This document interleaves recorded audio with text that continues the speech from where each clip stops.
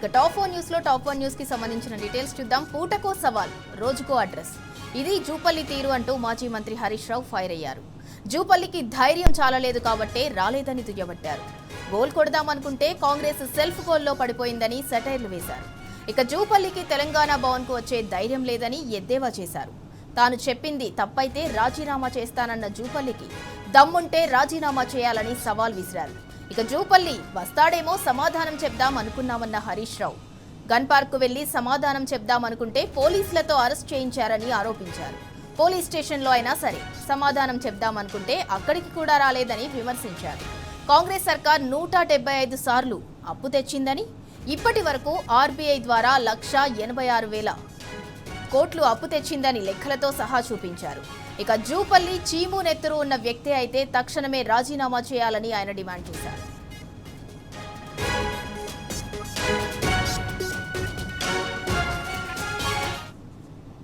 ఇక ఇదే అంశంపై మరింత సమాచారం మా ప్రతినిధి లివిల్ రెడ్డి అందిస్తారు. లివిల్ రెడ్డి, పూటకొక సవాలు, రోజుకొక అడ్రస్, ఇది జూపల్లి తీరు అంటూ మాజీ మంత్రి BRS deputy floor leader Harish Rao అయితే విమర్శించారు. దానికి సంబంధించి అప్డేట్ ఏంటి?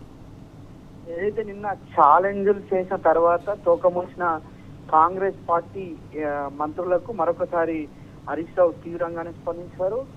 ఛాలెంజ్లు చేసుడే వారి వంతు కానీ తోకముంచడం కూడా వారి వంతే అన్నట్లు కాంగ్రెస్ మంత్రులు వివరిస్తున్నారు. ఇవాళ మరొకసారి ఏదైతే అప్పుల విషయంలో జూపల్లి కృష్ణారావు మళ్ళీ ఇవాళ వాట్సాప్ సందేశం పంపి దీనిపైన చర్చకు రావాలని చెప్పిన నేపథ్యంలో మాజీ మంత్రి డిప్యూటీ పోలీస్ హరీష్ రావు సంగారెడ్డి వేదికగా మరొకసారి కుండబద్దలు కొట్టారు. ఉన్న వాస్తవాలను మరొకసారి మీడియా ముందు ఉంచారు. ఆనాడు అసెంబ్లీలో ఏం మాట్లాడారు, కాగు లెక్కలు ఏమున్నాయి, అటు ఆర్థిక సంఘం అంటే ఆర్బీఐతో పాటు ఆర్థిక సంఘం ఇచ్చిన లెక్కలేంది, బట్టేం మాట్లాడిండు, ముఖ్యమంత్రి ఏం మాట్లాడిండు, అసెంబ్లీగా ఆనాడు ఏం చెప్పారనే విషయాన్ని కూడా ఈ సందర్భంగా పూర్తిగా అన్ని అంశాలను కూడా ప్రధానంగా బీఆర్ఎస్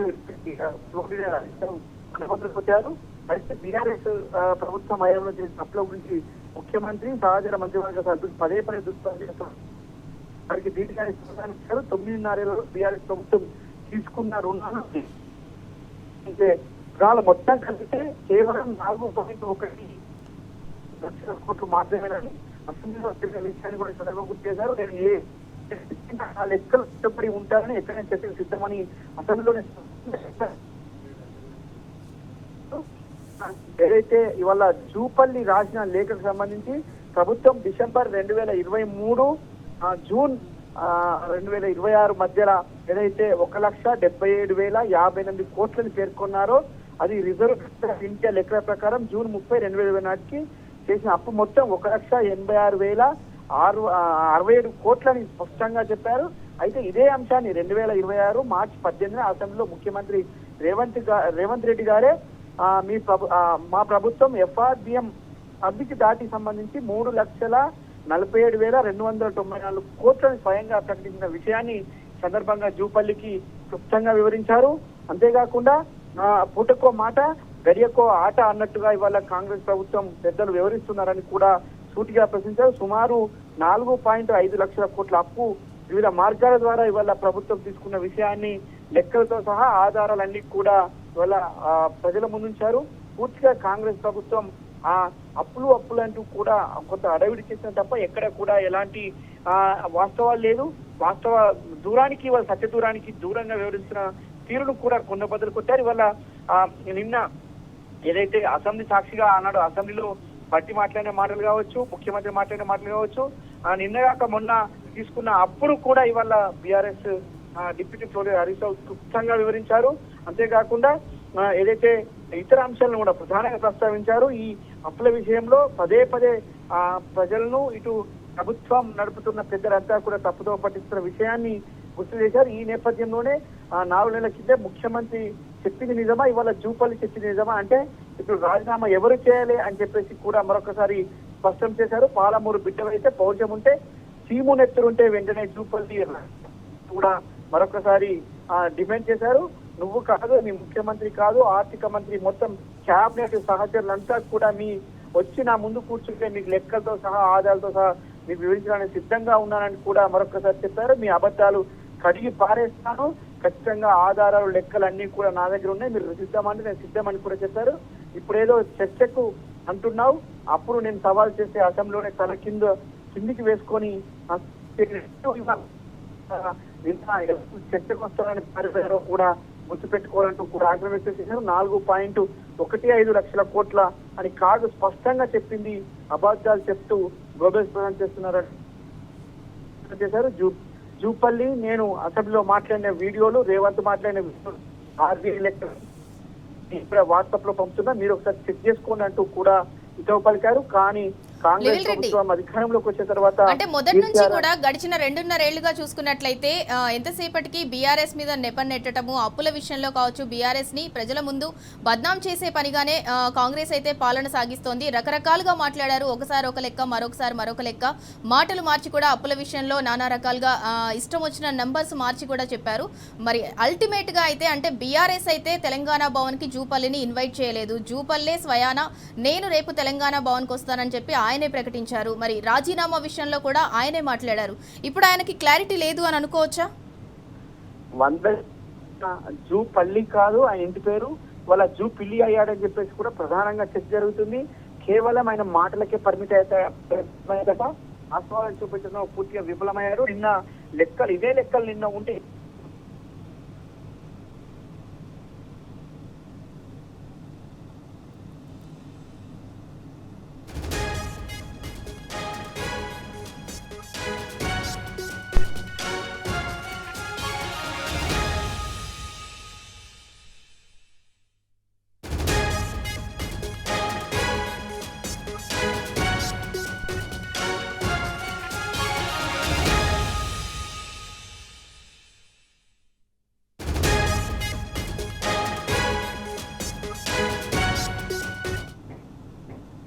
ఇక టాప్ 2 న్యూస్ కి సంబంధించిన డీటెయిల్స్ చూద్దాం. తెలంగాణ ఆర్టీసీ కీలక నిర్ణయం తీసుకుంది. ఇక ఇటీవల ప్రమాదాల క్రమంలో జేబీఎం సంస్థకు చెందిన ఎలక్ట్రిక్ బస్సులను తాత్కాలికంగా నిలిపివేసింది. ఇక అన్ని డిపోల పరిధిలో ఈ సంస్థకు చెందిన బస్సు కార్యకలాపాలను నిలిపివేసింది. తదుపరి ఆదేశాలు వచ్చేంత వరకు ఈ బస్సు సర్వీసులు ఆగిపోనున్నాయి. నేషనల్ ఎలక్ట్రిక్ బస్సు ప్రోగ్రాం కింద తెలంగాణ రాష్ట్ర రోడ్డు రవాణా సంస్థలో నడుస్తున్న జేబీఎం ఎలక్ట్రిక్ బస్సులలో వరుసగా హై వోల్టేజ్ బ్యాటరీ ప్రమాదాలు జరుగుతున్నాయి. ఇక ఈ క్రమంలో ప్రయాణికుల భద్రత దృష్ట్యా ఆర్టీసీ యాజమాన్యం ఈ కీలక నిర్ణయం తీసుకుంది. గత నెల జూన్ 21న ఉదయం 8 గంటలకు కరీంనగర్ సమీపంలో అలుగునూరు వద్ద జరిగిన బస్సు అగ్ని ప్రమాదంపై పూర్తి నివేదిక రాకముందే మరొక సంఘటన జరిగింది. ఇక సంస్థ నిర్దేశించిన అన్ని షరతులను జేబీఎం యాజమాన్యం పూర్తిగా పాటించినట్లు సంతృప్తి చెందిన తర్వాతే ఆర్టీసీ తిరిగి నిర్ణయం తీసుకోనుంది.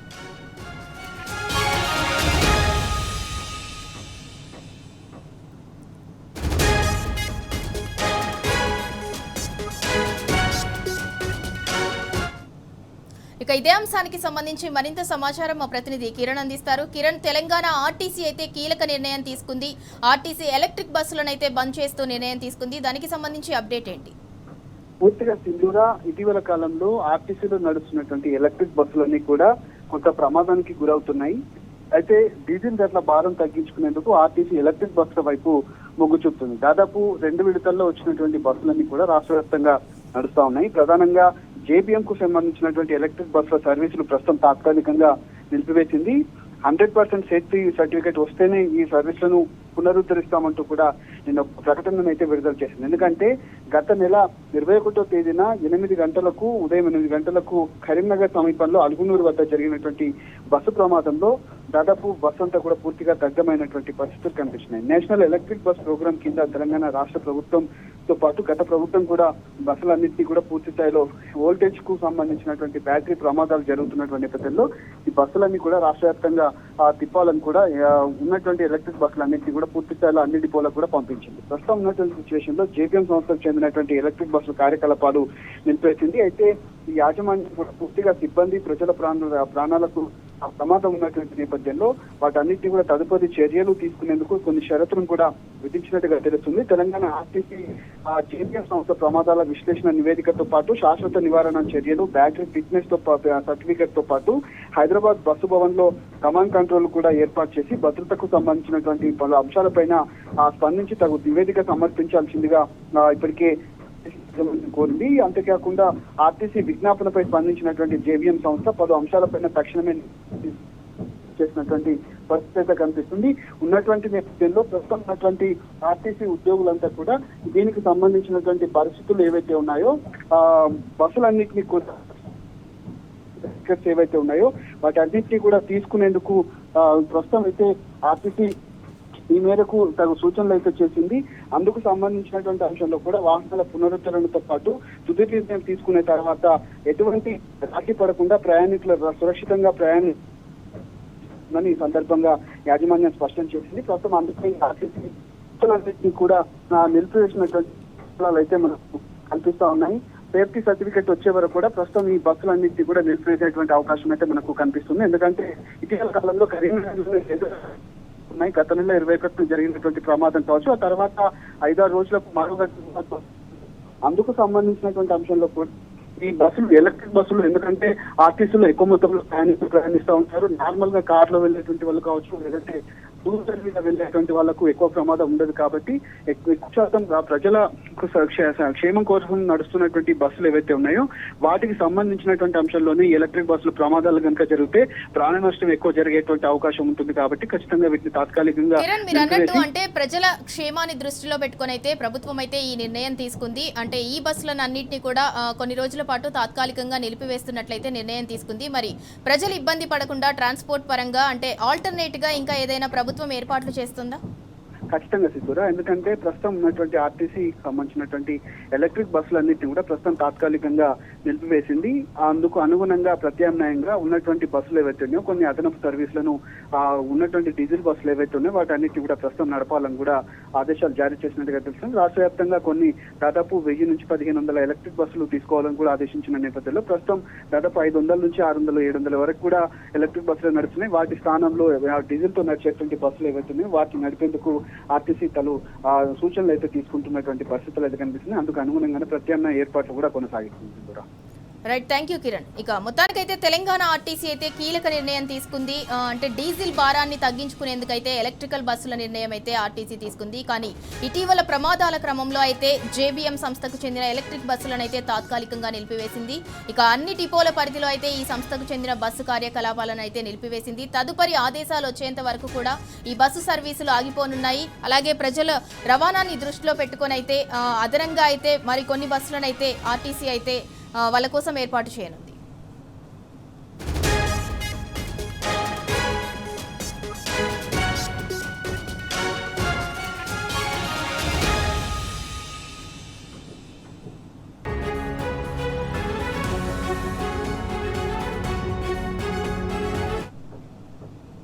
ఇక టాప్ 4 న్యూస్ లో మరో అంశం. వరంగల్ భద్రకాళి అమ్మవారి ఆలయం వద్ద ఉద్రిక్తత చోటు చేసుకుంది. ఇటీవల బాలసముద్రంలో కుడాకు చెందిన భూమిని కాంగ్రెస్ సర్కార్ వేలం వేసింది.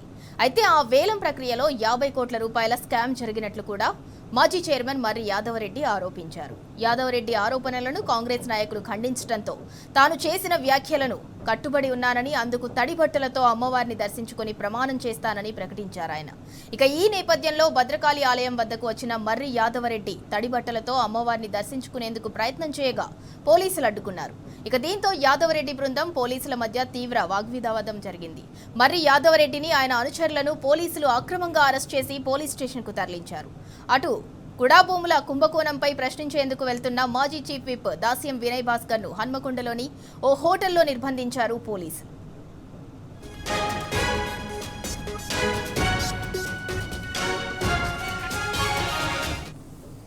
ఇక ఇదే అంశానికి సంబంధించి మరింత సమాచారం మా ప్రతినిధి రవికాంత్ అందిస్తారు. రవికాంత్, వరంగల్ భద్రకాళి అమ్మవారి ఆలయం వద్ద అయితే ఉద్రిక్తత చోటు చేసుకుంది. కుడా భూములకు సంబంధించి అక్కడంతా కూడా గందరగోళం నెలకొంది. దానికి సంబంధించి అప్డేట్ ఏంటి? కుడా భూములకు సంబంధించినటువంటి వేలం ప్రక్రియ ఇప్పుడు వివాదంగా మారినటువంటి పరిస్థితి మనకు స్పష్టంగా కనిపిస్తా ఉంది. ప్రధానంగా కుడా భూముల వేలం వెనుక అవినీతి జరిగింది, అక్రమాలు జరిగాయి, సిండికేట్ గా మారి ఇక్కడ ఈ వేలం పాట ప్రక్రియ అంతా కూడా జరిగిందన్నటువంటి ఆరోపణలు బీఆర్ఎస్ నేతలు అయితే వేలం ప్రక్రియ జరిగినప్పటి నుంచి కూడా చేస్తున్నటువంటి పరిస్థితి. అప్పుడు కాంగ్రెస్ డిసిసి అధ్యక్షుడిగా ఉన్నటువంటి ఎనుగాల వెంకట్రామరెడ్డి కుడా చైర్మన్ గా కూడా ఉన్నటువంటి పరిస్థితి. కుడా చైర్మన్ గా ఉన్నటువంటి ఎనుగాల వెంకట్రామరెడ్డి సవాలు విసిరారు. ఈ వేలం ప్రక్రియకు సంబంధించి అవకతవకలు జరిగినా, ఎటువంటి అక్రమాలు జరిగినా మేము దేనికైనా సిద్ధమనే విధంగా సవాలు విసిరినటువంటి సందర్భంలో ఈ గత మంగళవారం కూడా మాజీ చైర్మన్ మర్రి యాదవరెడ్డి బాలసముద్రంలో ఉన్నటువంటి కుడా భూముల దగ్గరికి వెళ్లి ఏదైతే వేలంపాటలో 65,000 నుంచి 70,000 లోపు వేయినటువంటి కుడా భూమి, అది ప్రైమ్ ల్యాండ్ గా ఉంటుంది. హన్మకొండ నగర నడిబోటున ఉండేటువంటి ఆ ప్రైమ్ ల్యాండ్ గజానికి 65,000 నుంచి 69,000 మధ్య అది విక్రయానికి పోయినటువంటి సందర్భంలో అక్కడికి వెళ్ళినటువంటి బీఆర్ఎస్ శ్రేణులు పూర్తి స్థాయిలో బాలసముద్రంలో 1,50,000 రూపాయలు గజం ఉంటుంది, ఇది ఎందుకు తక్కువ ధరకు పోయిందన్నటువంటి అంశాన్ని తెలియజేస్తూ ఇక్కడ ఖచ్చితంగా కుడా భూముల వేలంలో అక్రమాలు జరిగాయి, అవినీతి జరిగింది, సిండికేట్ గా మారి ఎమ్మెల్యే మనుషులంలో పాల్గొన్నారన్నటువంటి అంశాన్ని వెల్లడిస్తూ ఆరోపణలు చేసినటువంటి సందర్భంలో కూడా మాజీ చైర్మన్ మర్రి యాదవరెడ్డి ఈ శుక్రవారం అంటే పోయిన మంగళవారం సవాల్ విసిరినటువంటి పరిస్థితి. జూలై 3వ తేదీన శుక్రవారం భద్రకాళి అమ్మవారి ఆలయం దగ్గరకు తడిబట్టలతో వస్తాను, మీరు కూడా భద్రకాళి అమ్మవారి ఆలయానికి రండి, ఎలాంటి అవినీతి అక్రమాలకు పాల్పడలేదంటే తడిబట్టలతో అమ్మవారి సాక్షిగా ప్రమాణం చేయాలన్నటువంటి అంశాన్ని తెలియజేసినటువంటి పరిస్థితి. ఆ సవాల్కు కట్టుబడి మర్రి యాదవరెడ్డి వాళ్ళ భద్రకాళి ఆలయానికి వెళ్ళారు. అక్కడ తడిబట్టలతో అమ్మవారి దగ్గరికి వెళ్లి ప్రమాణం చేసేటువంటి ప్రయత్నంలో భాగంగా పోలీసులు మర్రి యాదవరెడ్డిని అడ్డుకున్నటువంటి పరిస్థితి. ఈ క్రమంలోనే మర్రి యాదవరెడ్డిని చాలా దారుణంగా పోలీసులు ఈడ్చుకొని వెళ్ళినటువంటి పరిస్థితి. ఆ దృశ్యాలన్నీ కూడా మనం చూడొచ్చు. బీఆర్ఎస్ శ్రేణులను అక్కడి నుంచి దారుణంగా ఈడ్చుకెళ్ళినటువంటి పరిస్థితి కూడా మనం చూసాము. 3-4 పోలీస్ స్టేషన్లకు సంబంధించినటువంటి సిబ్బంది భద్రకాళి ఆలయం దగ్గర ముందస్తుగానే మోహరించి బీఆర్ఎస్ శ్రేణులందరినీ కూడా అరెస్ట్ చేసి మత్తెవాడ పోలీస్ స్టేషన్ కు తరలించినటువంటి పరిస్థితి కూడా మనకు కనిపించింది. మరోవైపు అశోక హోటల్ ఉంటుంది హన్మకొండ నగరంలోని అశోక హోటల్లో బీఆర్ఎస్ కార్యకర్తలతో కలిసి అల్పాహారం చేసేందుకు వెళ్ళినటువంటి ప్రభుత్వం మాజీ చీఫ్ విప్ దాస్యం వినయ్ భాస్కర్ ను అక్కడ నిర్బంధించినటువంటి పరిస్థితి కూడా మనకు కనిపించింది. పూర్తిగా ఆయన కూడా ఏదైతే నేను మా కార్యకర్తలతో అల్పాహారం చేయడానికి వచ్చినటువంటి పరిస్థితుల్లో ఎందుకు ఈ విధంగా నిర్బంధించారు, నాకు కావాల్సిన వాళ్ళు దగ్గర వాళ్ళు పక్కనే ఉన్నటువంటి ఓ ఆసుపత్రిలో ఏదైతే గుండెకి సంబంధించినటువంటి చికిత్స కోసం ఎదురు చూస్తున్నాను, నేను వెళ్ళాలి, వాళ్ళకి కావాల్సినటువంటి సాయం నా తరఫున అందేది ఉంది, దానికోసం నేను వెళ్ళి వాళ్ళను కలవాలన్నటువంటి అంశాన్ని దాస్యం వినయ్ భాస్కర్ చెప్పినా కూడా అన్నట్టు బీఆర్ఎస్ మాజీ చీఫ్ విప్ దాస్యం వినయ్ భాస్కర్ ని కావచ్చు, అలాగే కూడా మాజీ చైర్మన్ మర్రి యాదవరెడ్డిని కావచ్చు, అంటే ఎక్కడికక్కడ అడ్డుకునే ప్రయత్నం చేయడానికి కారణం ఏంటి? నిజంగానే మాజీ చైర్మన్ అంటే కూడా మాజీ చైర్మన్ మర్రి యాదవరెడ్డి ఆరోపించినట్లు నిజంగానే 50 కోట్ల స్కామ్ జరిగిందా? హన్మకొండ వరంగల్ పట్టణం అంటే ఏదైతే హన్మకొండ కావచ్చు, వరంగల్ కావచ్చు, కాజీపేట కావచ్చు, ట్రై సిటీస్ గా ఉంటుంది. ఈ కూడా పరిధి అంతా కూడా ఈ ప్రాంతంలో ఎక్కడా కూడా 60 నుంచి 70,000 లోపు గజం ఎక్కడా కూడా ఉండేటువంటి పరిస్థితి ఉండదు. ఎందుకంటే హైదరాబాద్ రాష్ట్ర రాజధానిగా చెప్తా ఉంటాము. రాష్ట్ర రాజధాని హైదరాబాద్ తర్వాత అంత నగరంగా వరంగల్ ఉంటుంది. పూర్తి స్థాయిలో ఇది ఒక విద్యా హబ్ గా ఉండేటువంటి పరిస్థితి ఉంటుంది. పూర్వం నుంచి ఇక్కడ కాకతీయ యూనివర్సిటీ ఉంటుంది. చాలా ప్రాంతాల నుంచి ఇక్కడికి వచ్చి వలసగా వచ్చి ఇక్కడికి వచ్చి స్థిరపడేటువంటి పరిస్థితి ఉంటుంది. మరోవైపు మెరుగైన వైద్యం హైదరాబాద్ తర్వాత వరంగల్లో అందేటువంటి పరిస్థితి ఉంటుంది. ఇటు ఖమ్మం కావచ్చు, చుట్టుపక్కల ఉండేటువంటి జిల్లాలన్నీ కూడా వరంగల్ కు చికిత్స కోసం, వైద్యం కోసం వచ్చేటువంటి పరిస్థితి. ఒకవైపు విద్య చదువుల కోసం ఆ పిల్లలను తీసుకొచ్చి తల్లిదండ్రులు, వైద్యం కోసం వచ్చేటువంటి పరిస్థితి ఉంటుంది. ఇది చాలా ప్రైమ్ ఏరియాగా ఉండేటువంటి పరిస్థితి ఉంటుంది. గత ఒక 10 సంవత్సరాల క్రితమే 50-60 వేల గజంగా ఉండేటువంటి సందర్భంలో ఇవాళ 2026లో కూడా వేలం వేసేటువంటి సందర్భంలో 60 నుంచి 70 వేలకు వేలంపాటలో ఒక గజం పోవడం అంటే చాలా దీని వెనుక అవినీతి అక్రమాలు సిండికేట్ గా మారినటువంటి ఒక గ్రూప్ చేసిన కుట్ర మాత్రం మనకు స్పష్టంగా కనిపిస్తా ఉంది. బాలసముద్రం లాంటి ప్రాంతం అంటే చాలా ప్రైమ్ ఏరియాగా ఉంటుంది. హన్మకొండ బస్ స్టాండ్ ప్రతి సమీపంలో ఉంటుంది. 1,50,000 రూపాయలకు గజం ఎక్కడా కూడా తక్కువగా ఉండేటువంటి పరిస్థితి ఉండదు. ఇవాళ అలాంటి ప్రైమ్ ఏరియాలో 70,000 లోపు గజం రావడం అంటే నగరవాసులు ఏదైతే రియల్ ఎస్టేట్ లో చాలా సంవత్సరాల నుంచి ఉండేటువంటి వాళ్ళు సైతం ముక్కున వేలేసుకునేటువంటి పరిస్థితి మనకు స్పష్టంగా కనిపిస్తా ఉంది. 1,50,000 విలువ చేసేటువంటి భూమి అంత తక్కువకు ఎలా విక్రయించాలని సందేహాలు కూడా ఉన్నాయి. Right, thank you Ravikanth.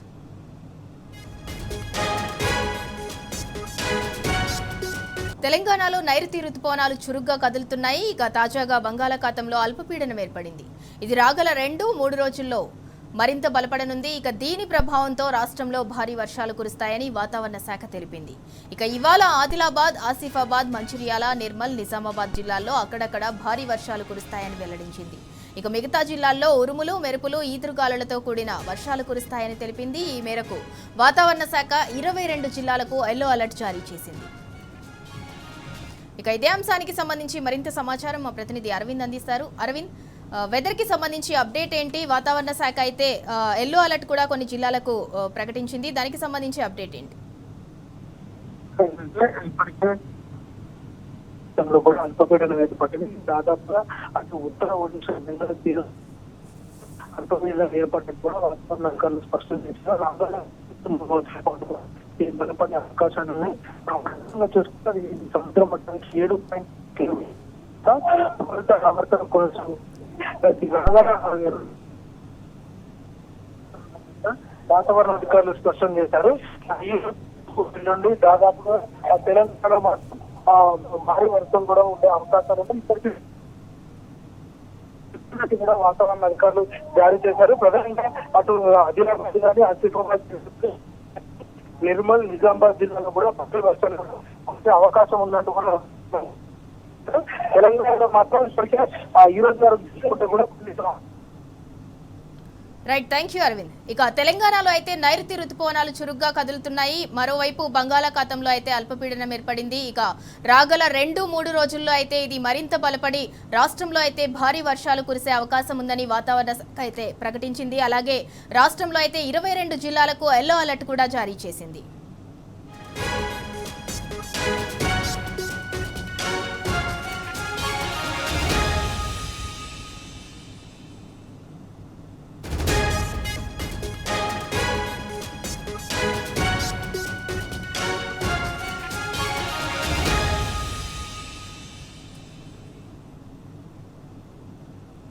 ఇవి టాప్ 4 at 4 PM అప్డేట్స్. మరిన్ని అప్డేట్స్ కోసం చూస్తూనే ఉండండి టీ న్యూస్.